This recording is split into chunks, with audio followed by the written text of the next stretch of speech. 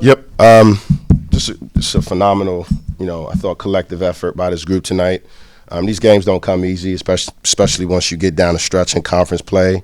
I'm always in fear of Davidson. I thought that Davidson, in the 3 years I've been here as a coach, they're super disciplined. They're high IQ'd. They can really shoot the basketball.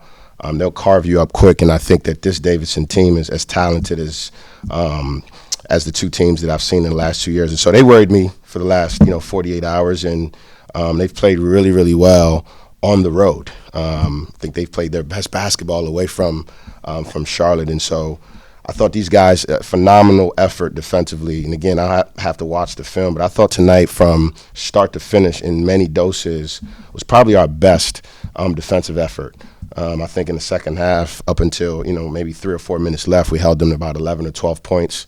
It's very, very hard to guard a team like that, taking away their threes, taking away their cuts, all different type of things that they try to do. But I thought this effort tonight was phenomenal, a collective effort by this group. And, again, these games don't come easy. And, we made a choice tonight, I thought, defensively. And so I'm really, really happy with this group and this win. Questions for the student athletes? Corey, what did you think of the defense there, especially in the second half, and the way it seemed like you guys were able to harass them pretty much nonstop after the break? That was our mindset. Davidson's a great, half-court executing team. So knowing that if we can slow them down, put some pressure on them, take them out their game and rhythm a little bit, and I feel like that's what we did. Nick, that stretch from, I guess, maybe 11 minutes or so down to 6 or 7 where it felt like nobody could score, what was it like kind of playing through that when it probably felt like every possession was maybe a little extra added to it even at that stage of the game? It was just kind of those moments where you just kind of got to stay in the moment. You just can't get – excuse me, I'm sorry. You just got to kind of stay in those moments. 24 minutes to do that to you, man. Gas the whole game, man. My goodness. Yeah, you just got to stay with it. You can't get bored with it. You just kind of got to stay locked in. You just really got to stay locked in with it. Nick, you got the start tonight. You ended up leading the team in rebounds. What was your mindset coming into the game tonight? Shoot, just kind of do what I was recruited here to do. Just kind of be a great energy guy. Be on the glass, be physical in the paint, and then just kind of help in whatever way I can. Corey, you had a lot of good rebounds today. I thought that ultimately turned into good scoring opportunities for yourself. I think about 4 rebounds you got, and then turned them into immediate scoring chances. What goes into just using your ability on the glass to create good opportunities for yourself? It's not even me. Our big men, they do an incredible job down low boxing out. So I feel like that's the least I can do, clean up those long rebounds, because I feel like a lot of times guard get the second chance points. So, me being in there, being able to help my guys out while they're fighting hard down there allows me to be able to push the pace, and see the floor. Thank you. Nick scored 1,000 points tonight, and that was a gritty win to get that. You've been to a lot of places. How does it feel to get 1,000 points here at Mason? Ooh, it's big time. I wasn't even aware of it up until when we were leaving to go to, I think, Rhode Island. It brought to my attention I was like 11 away, and I'm like, what? I've been in college a little minute. But just to get it at Mason, such a high-level place with great history, just to say I've done it on a stage like this, on such a special team, with the history we've already made, I mean, I can say, I got a little girl, I can tell her, man, I got 1,000 Division I points on a historic Mason team. That's something I'm going to talk about for the rest of my life. Hopefully she can tell her friends that, and she'll maybe even tell her kids that.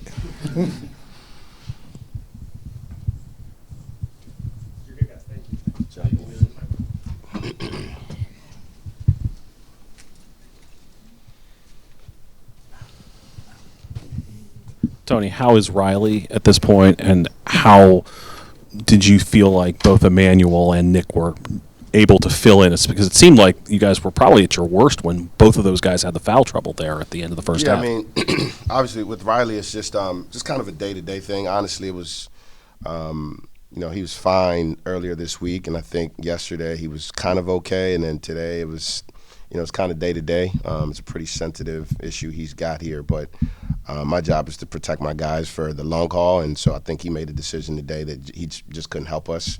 But again, I've said it all season long, our 5 position is not our problem because we've got Nick Ellington and Emmanuel Conga, and I thought that they stepped up tremendously tonight in different ways. I thought the energy level that Nick gave us to start the game in both halves were really, really good for us. And again, we just got to find different ways to win with different lineups. And, again, it's conference play, man. I'll take it anyway. When you look at that stretch in the middle of the second half where you guys were locking down on defense and turning it over a bunch uncharacteristically, how are you kind of channeling that in your own mind? Because obviously at one end your guys are doing what you want them to do, and at the other they're not doing what you want them to do. Yeah, I mean, there was a point in time where we were getting stops and our flow and just like our synchrony just wasn't there. But I tell these guys all the time, man, if you get stops, please let me tear my play card up so I don't have to run offense. Just get it up the floor, play with freedom, but also play with IQ. And back to Corey's fact, I thought he initiated offense with his rebounding. Obviously Jahari Long is our point guard, but Corey's a point guard as well. And anytime he can initiate the offense, it's always good for us because, we've got guys like Fat, we got guys like Masai and Jahari running up the floor. And I just thought his energy level in general, he deserved probably 2 teeth chains because I thought defensively, as good as he was offensively, defensively, if you watch that film and you watch that tape against their Tennessee action and how much pressure it puts on you, he was phenomenal on the basketball. He's picking up full court. And trust me when I tell you, it's hard for somebody to do that for 38 minutes on both ends of the floor. And without that mindset, him staying locked in, we don't win this game. So tremendous effort by him. Coach, your defense only allowed 9 points in the last 10 minutes, I believe. What adjustments were made after the defense kind of struggled a little bit last game against Rhode Island?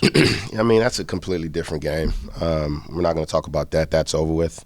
I just thought that, for the most part, for this game, even though we went down by 6 at halftime, there was about 3 possessions where it was 50-50 ball opportunities that just went their way. I thought it was a traveling violation right in front of me. The guy caught it, rolled. I don't know what a travel is these days, but with half a second left, they made a 3 there on the inbounds when there was, I think, 3 or 4 seconds. Nick, held the guy, and it's like just let the play evolve, and we probably get that stop. That equated to another 3 points. And there was another possession. I can't remember what it was. Maybe it was a 2, maybe it was a 3. But for the most part, we guarded. But that's just the way the game goes. And I thought it went in their favor a couple possessions, just kind of some 50-50 opportunities that they capitalized. But I was actually happy with our effort in the first half and just told these guys not to panic. Let's keep guarding. That was the script. And I thought we did that. And, this team, they'll grind you out offensively.